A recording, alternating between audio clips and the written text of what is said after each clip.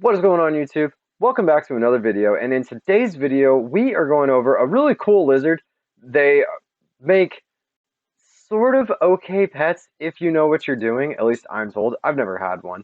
But they are now officially an invasive species in a lot of the southern states, and I think in particular one we're going over today is Florida. We're talking about Tagus. Um, and I don't know all that much about these lizards. I know they got big old cheeks, which are like basically full of muscle, and yeah, apparently though they are wild in Florida now. So let's go ahead and hop into this article, and they're going to explain how they got there. My running assumption is it's the pet trade, guys. People brought them over here as pets, and they were like, "Well, we can't afford." They probably got a lizard when it was this big, and now it's this big, and they can't afford to feed it anymore. Because it's eating. It went from eating like little pinkies to now it's eating like you know literal rats. So it's like, oh, we'll just let it go out in the Everglades. I mean, it's a lizard; you can't do any harm, but these things eat eggs. So yeah, I mean that's my running guess. I'm sure we'll find out in this article. Before we get into this video, though, guys, please go ahead and remember to hit that like button, hit the subscribe button, turn on that notification bell, drop a comment down below with whatever you guys thought of this particular article, and follow me on all my social medias, which will be at the end of this video. And let's get into it. Okay. So this says Argentine black and white tegu. All right. So like I always like to say though, guys, I do not own the rights to this article. I did not write this article. I simply use it to pass along information to you guys. This particular one comes from myfwc.com, and if you guys would like, please go over there and show those guys some love. And if you want to read the article yourself, please feel free to do so there. But if not, let's just hang out and we'll get through this together. Argentine black and white tegu. Look how pretty they are. You know what I mean? Now you could see where these things would like be attractive to people as pets. Argentine black and white tegus are not native to Florida and are considered an invasive species due to their impacts to native wildlife. Like all non-native reptile species, tegus are not protected in Florida except by anti-cruelty law and can be humanely killed on private property with land ownership permission.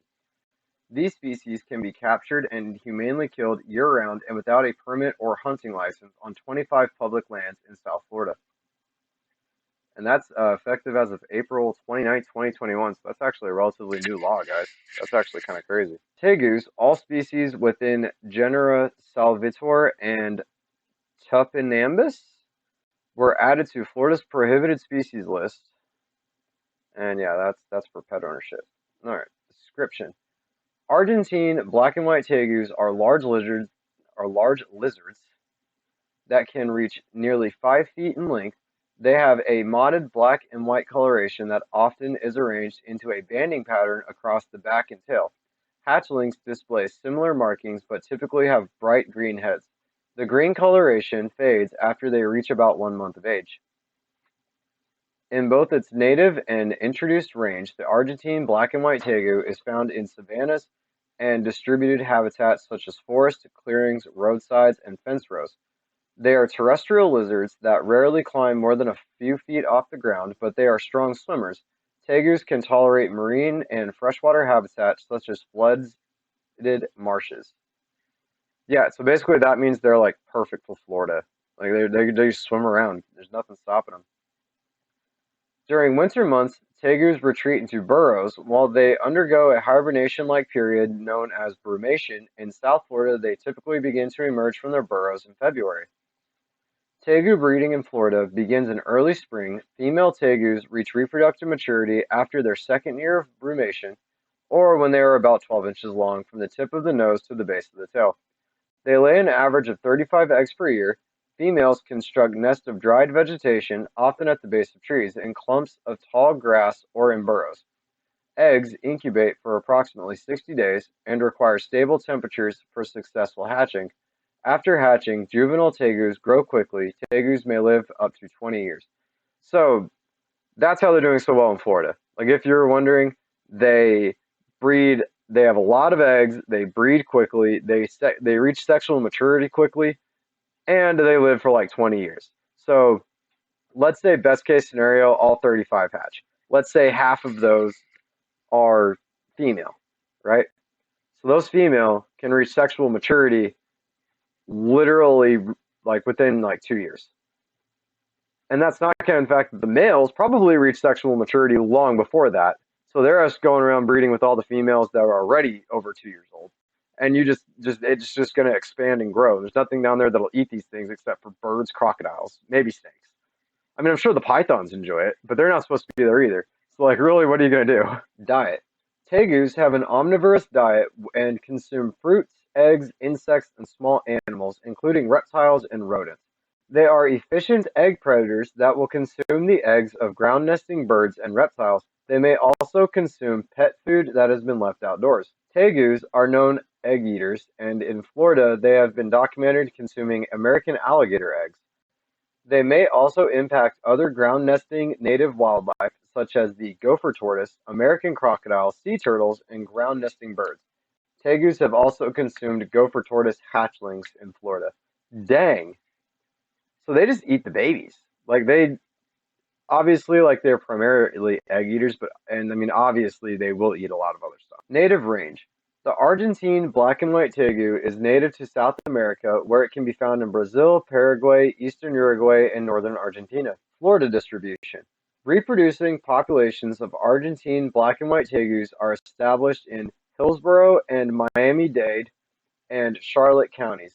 An emerging population was recently discovered in St. Louis County after several confirmed reports were received through the Fish and Wildlife Exotic Species Hotline. Managers and researchers believe these populations occurred through escapees or intentional captive animals or pet releases. Argentine black and white tegus have also been reported from other Florida counties, though these observations are most likely isolated occasions of escaped or released pets and not related to successful breeding populations. Some limited observations of red tegus and gold tegus have also been recorded in Florida. So, yeah, like I said, pet trade. I think Georgia's got some too. I was reading some of that when I was looking up some stuff for this article.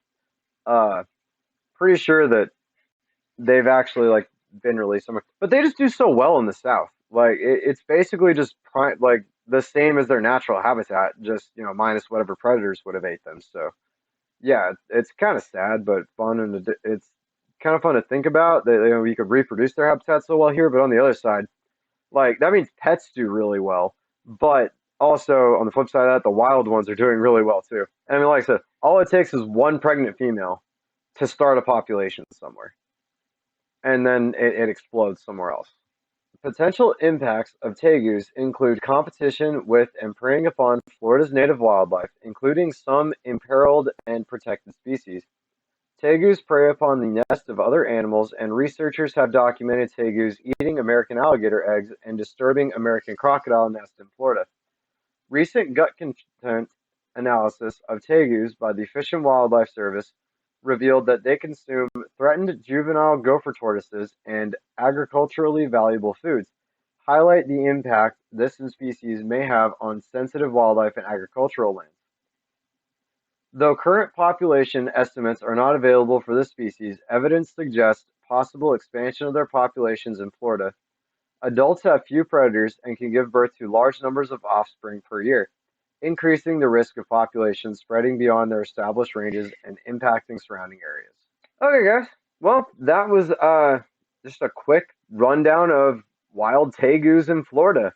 Like I said in the video, I believe I've read a couple articles that they've actually been found in Georgia as well. So, yeah, obviously it's not that far away. I'm sure that they would do just as well in Georgia as they do in Florida.